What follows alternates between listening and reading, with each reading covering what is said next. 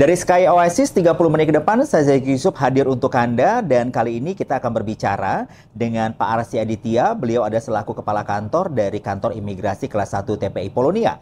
Kita akan berbicara tentang akhir tahun kinerja maksimal, inspirasi untuk masa depan. Selamat siang Pak Arsy. Selamat siang Mas Zaki. Pak Arsy, kalau kali ini kita punya topik akhir tahun kinerja maksimal, inspirasi untuk masa depan. Yang ingin saya tanyakan sebenarnya apa yang sudah dicapai kinerja, walaupun nanti di segmen selanjutnya kita akan berbicara secara lebih runtun lagi, yang telah dicapai oleh Kantor Imigrasi Polonia sampai dengan di tahun 2024 ini.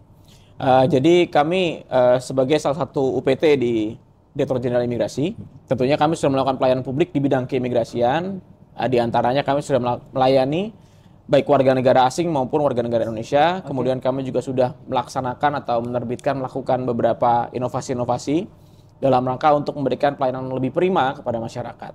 Nanti mungkin kita bisa bahas di segmen selanjutnya ya. Oke, kalau untuk berbicara masalah pencapaian, tentunya tidak terlepas dari wilayah kerja yang mencakup dari wilayah kerja dari Kantor Imigrasi Polonia sendiri. Nah, saat ini sebenarnya Kantor Imigrasi Polonia ini menaungi beberapa wilayah kerja yang ada di Sumatera Utara atau hanya di Kota Medan saja kali Pak Arsy? Jadi Kantor Imigrasi Polonia sendiri, ini adalah kantor imigrasi kelas 1 yang terletak di Kota Medan. Namun wilayah kerja kami terdiri dari 10 kecamatan yang tidak hanya di Kota Medan, tetapi juga ada 7 kecamatan di Kota Medan dan 3 kecamatan di Kabupaten Deli Serdang. Oke, dan yang paling common sebenarnya kalau berbicara masalah kantor imigrasi adalah paspor yang telah dikeluarkan. Dan itu kan juga termasuk salah satu pencapaian ya Pak Arsy. Mungkin Anda bisa jelaskan sampai dengan tahun 2024 ini pencapaian paspor yang telah dikeluarkan dari kantor imigrasi Polonia sendiri ini sudah berapa banyak? Jadi sampai dengan hari ini ya, as of today itu kami sudah menerbitkan sebanyak 45.468 buku paspor biasa. Kemudian juga ada 24.174 buku paspor elektronik. Sebanyak itu. Dan untuk layanan-layanan lainnya juga ada pencapaiannya? Iya, kami juga sudah tadi seperti saya sampaikan sebelumnya bahwa kami juga melayani warga negara asing di kantor kami, di mana kami telah melayani kewarganegaraan ganda sebanyak 17 pelayanan. Kemudian izin tinggal kunjungan sebanyak 297 layanan.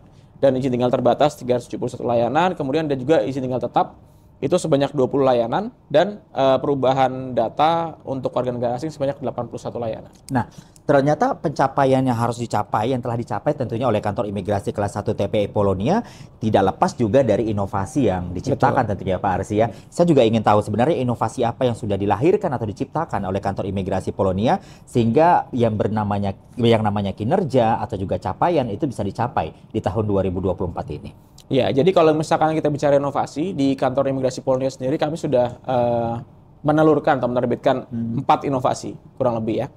Jadi ada namanya Sipolan Lasak. Sipolan Lasak ini layanan untuk hari Sabtu. Jadi kami melayani pemohon di hari Sabtu, tapi tidak di kantor, di PSP, tepatnya di Polonia Sky Park.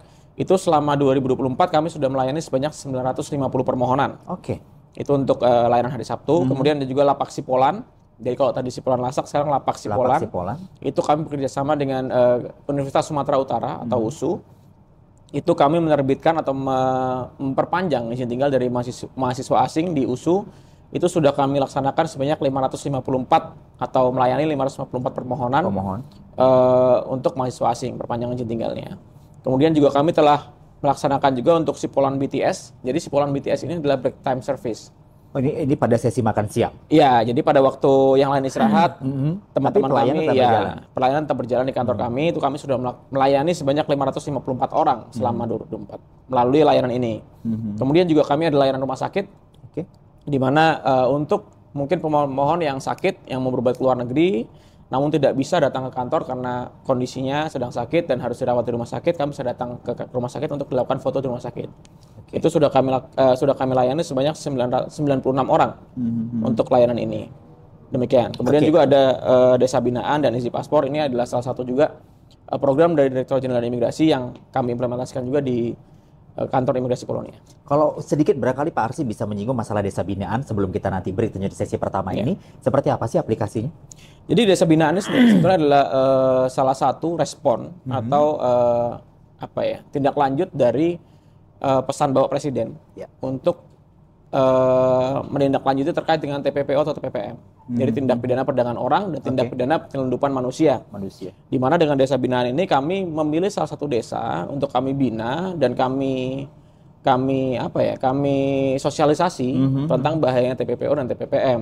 Jadi dari sumbernya sejak dini kami sudah mencoba untuk kami edukasi bahwa TPPO dan TPPM ini berbahaya, sehingga kalau misalkan ada WNI atau orang Indonesia yang ingin bekerja ke luar negeri, sebaiknya secara prosedural. Oke, Pak Arsi, kita break dulu di sesi pertama. Kita akan kembali di sesi selanjutnya. Anda yang masih bersama kami di Metro TV Sumatera Utara, jangan kemana-mana karena kami akan kembali sesaat lagi.